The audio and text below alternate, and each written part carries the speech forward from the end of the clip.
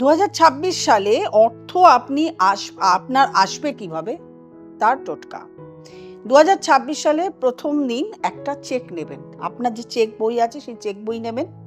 Check বইয়ের মধ্যে নীল কালি দিয়ে ডেটের জায়গায় লিখবেন 1/1/2026 2026 পুরো কথাটা লিখবেন এবং রেড কালি দিয়ে লিখবেন যেখানে অ্যামাউন্ট, যেখানে নাম্বার অ্যামাউন্ট লেখা সেখানে ইনফিনিট, যেখানে ওয়ার্ডসে লেখা সেখানে ইনফিনিট, এবং আপনি যে ঠাকুরের আরাধনা করেন, যে ঠাকুরকে সব থেকে বিশ্বাস করেন সেই ঠাকুরের নাম লিখবেন। তারপরে আপনার সিগনেচার করবেন নীল কালি দিয়ে এবং এই সিগনেচার করার পরে এইটা ফোল্ড করবেন, এর মধ্যে একটা 1 টাকার কয়েন দেবেন, দিয়ে একটা লাল সুতো দিয়ে বেঁধে আপনি আপনার তিজোরিতে রেখে দেবেন এবং ম্যানিফেস্ট করবেন যে আপনি যে পরিমাণ পরিশ্রম করছেন তার 10 গুণ যেন আপনি রিটার্ন পান।